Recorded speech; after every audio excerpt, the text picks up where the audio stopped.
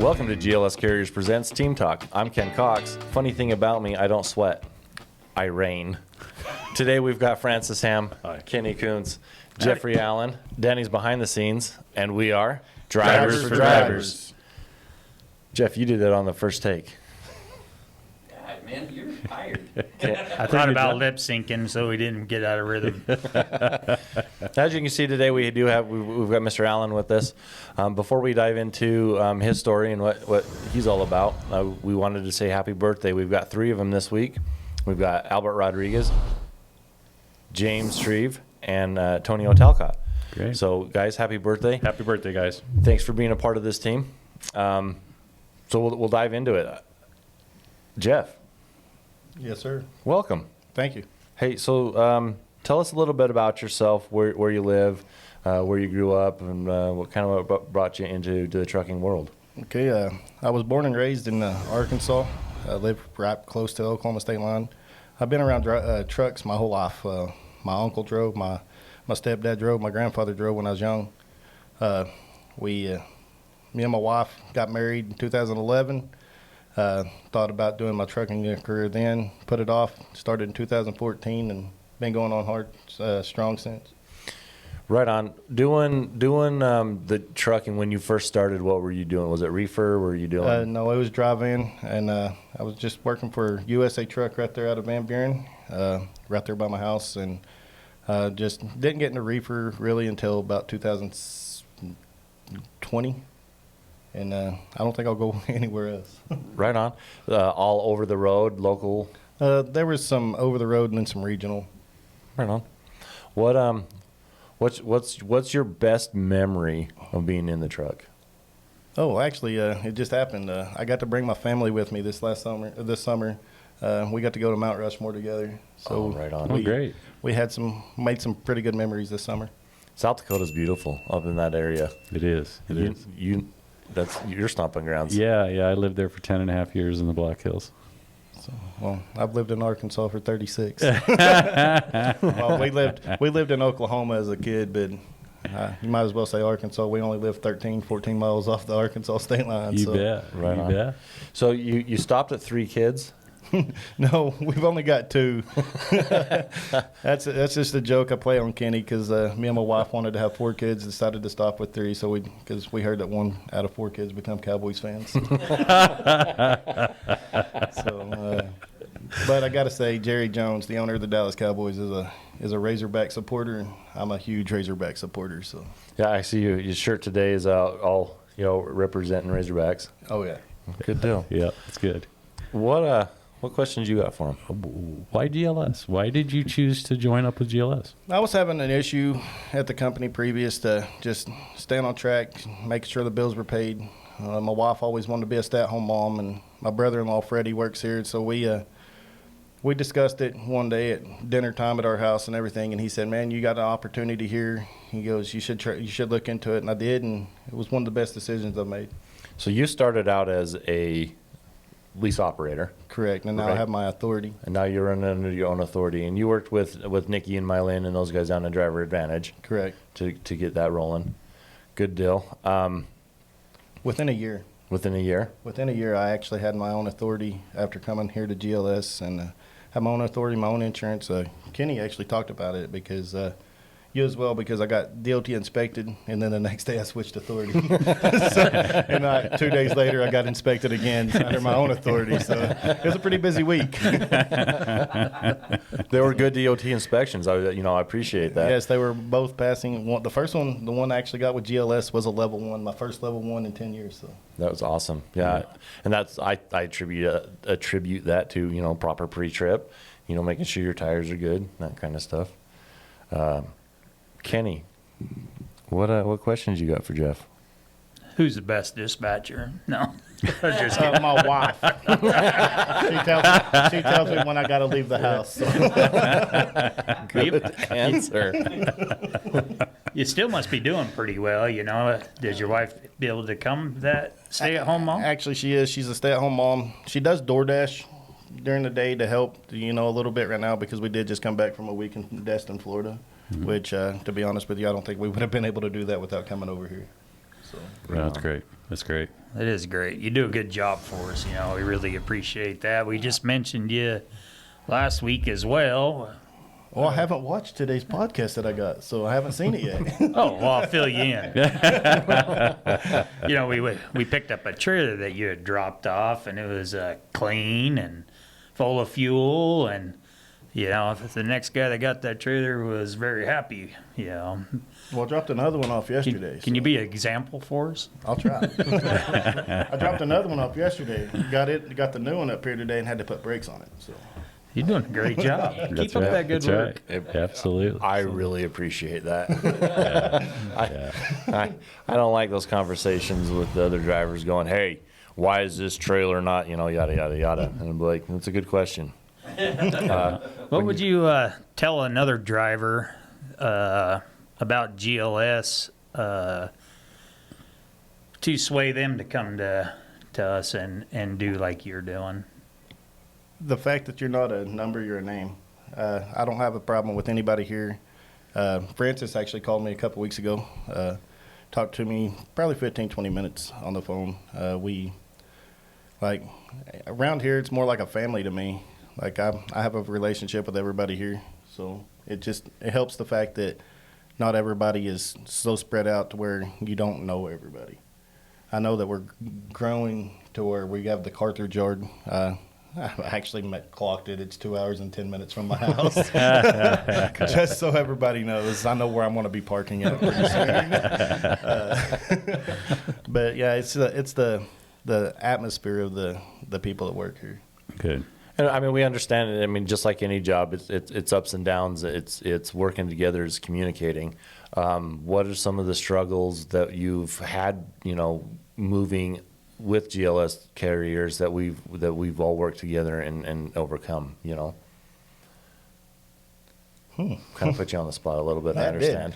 Well, if you got to think that hard, there probably isn't too many. There's not. There's really not. I think the hardest part is, like y'all said, picking up trailers that's don't have any fuel in them or needing tires put on them. Yeah. Right. And we're drivers for drivers. Everybody at this table right here is driven for a living, And let me ask you this. So are you getting the amount of miles to generate the revenue that you need to be whole? And are you getting the home time that you need when you need to be home? Yeah, absolutely. Me and my wife set it up when we first started. When I came over here, that I'd be home. Try to be home every 3 to 4 weeks. I'm home every 3 weeks. There will be, in the month of August, I will be out the whole month. There's a big concert she's wanting to go to, and I got to drive her to it. So we just got to take her time, and we get plenty of miles. I love the fact that I'm never waiting on a load. I actually had to wait yesterday until I got my load, but I was not empty when I got my load, so that helps a lot. Sure. No, that's good to hear. It's good to hear it from the other side of our operation too, I know for myself, I spend a lot of time in the office and I deal with other stuff like the Carthage yard and, things like that. And it's very seldom that I get out and spend a little bit of time with our guys, as yourself coming in. Like when I seen you in the office today, you said, "This is the first time we've seen you, face to face." And it's always good to meet our guys face to face. We can talk on the phone, but to be together in the same room and talk and really find out, from yourselves, the folks that are out there pushing these trucks down the road and making it happen every day, how things are going. So it's great. I will say that when I first started, I told Ken here that my goal was to make my wife a stay-at-home mom, and he said, my goal was to make your wife a stay-at-home mom, and it took 8 months. So we did it. That's awesome. Yep. So everyone working together, the team really came together and made that happen. Yeah. I think it's super cool. And I think it helps with the fact that our oldest boy has ADHD and everything, and I think it's helped him a lot with his mom being at home, staying with him more. And then we have a 2-year-old, so that one's a handful too. You bet. Well, I tell you, we talk about the team. We got the office team and the team that's running down the road and stuff like that too. And let me put a hats off to your wife as well, because she's part of this team as well. If she wasn't doing behind the scenes, everything that she does at the house and with the kids and everything else, you wouldn't be able to do the job that you do every day as well. So, I want to say thank you for everything that she does as well as, the rest of our drivers their spouses, significant others, everything else that's doing everything behind the scenes, allowing them to do what they do for us as a company, many thanks to them as well. I actually tell my wife that she's super mom because I am gone so much, so she has to take care of both boys. So I think that goes to any trucker's wife, that's that home mom. They're super moms. Yep, for sure. For sure. What is your next goal? Actually, I want to probably in January, maybe February, summertime in that area. I want to try to get a second truck and start growing my fleet. We'll definitely sit down and we'll look at numbers. We'll crunch that stuff and see how feasible it is and with market and rates. But anyway, we'll sit down and we'll crunch numbers and see where we're at. Yeah, definitely doable. Oh, my wife, that's the one good thing about it. She's got a business degree. So. Okay, perfect. I don't have a degree. She does, and I'm the one running the company, but we know who's running it behind the scenes. That's right. We know who the real boss is. That's right. So typically about this point, I turn to Francis and ask him what about a safety topic. I'm gonna change it up a little bit and ask you a safety topic. I know I put you on the spot again. We hadn't discussed any of this beforehand. Something that you're seeing on the road right now that it's going to benefit everybody else on the team. Pretrips, 100% pre-trips, because you never know. You got to check your tires, your brakes, and everything, because you never know when something's going to happen. Yesterday, I seen a guy blow a tire and actually have a wreck. I don't know if it was a steer tire or what, but it was a pretty bad wreck. He left the roadway. But you got to make sure your tires are good. You got to make sure you're checking your tire depths, because his tires were pretty bald. Bald. When you're checking your tires, what are you looking for? First off, I'm looking for tire depth, the tread depth. I'm also looking for the sidewalls, make sure there ain't no punctures, make sure there ain't nothing stuck in them. Yep. Air pressures? Oh yeah. So we're kind of lucky. We got halos. Yeah, they do help until they don't. So Yeah, we do have halos. They help a lot. when you're checking your tires and you're doing your pre-trips, are you hydrating? Oh yeah.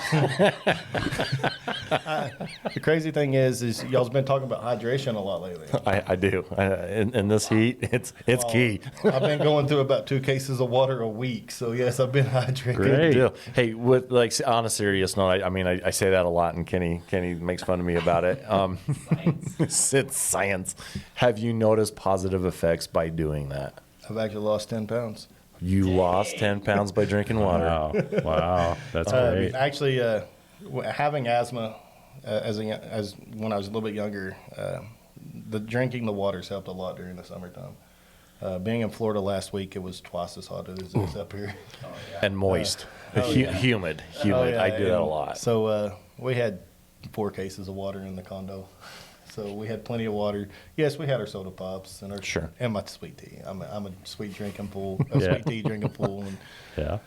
I go through cases of it at the same time as I'm going through cases of water. But I make sure I have the water too. So That's good. That's good. But how I say it is tea is water. 99% water. There you go. I mean, everybody else says coffee's water. So I'm in that market. So let me ask you, you spend a lot of time running down the road, which means you're driving a lot, and getting to places. And a lot of the exercise is going back and forth, opening doors and bumping docks and closing doors and things of that nature, What do you do to stay fit when you're running down the road? I actually have a high intensity workout that I do. I found it on YouTube one day, and it's got it's got 15 minutes of different high intensity drills and everything. And I've been working on that. I started it this week actually on that one, but usually I try to get out and at least walk. But the high intensity, I got up to 220 pounds. I don't think I've ever been this big. So I'm trying to get back down to about 200 probably. Get a little bit better health. So Sure. No, that's great. And thanks for sharing that too. absolutely. Jeff, it's been great having you here. Thanks for sharing with us. I've enjoyed going on this journey with you. And thanks for bringing us along. I appreciate y'all guys too. Kenny, you got anything else you want to add? That's what I was going to add, We work well together. We have our Yeah. disagreements. Well, with the Cowboys, but and switch. I on have roads, that too. problem with a lot of people, I guess. But I can't say this about your Dallas Cowboys. I got two favorite teams, and that's the Indianapolis Colts and whoever's playing against Tom Brady. So they still couldn't beat Tom, but at least they did play him Well, it beat him once. in 20 years. That's the game that counted. So maybe I'm not so pleasurable. I'd like to take back what I just said. But no, we appreciate you being on the team, and you do us a good job. And kudos off to you and your family, and for many more years to come. Yeah. A lot more. Francis, you got something you'd like to add? Kind of on the same lines. You know, Jeff, is great having you here with us today. You know, I want to thank you for everything that you do for us. You know, everything that you're doing in your own business and you being successful. You kind of pull us along the way, you know, with you. So thank you very much for that. And I also want to just reach out to everybody that may be watching our podcast, and I want to thank them too. You know, it's a tough job. Driving is a tough job. And I appreciate everything that everybody does. I don't get really to say it enough, you know, other than on these podcasts. But thank you. Appreciate everything you do.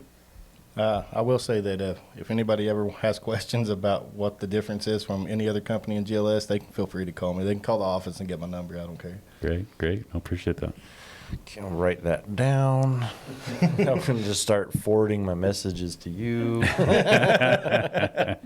Well, you know, as we end this episode, we want to thank you for being safe and making the right choices. Remember, you're the eyes and ears on the road.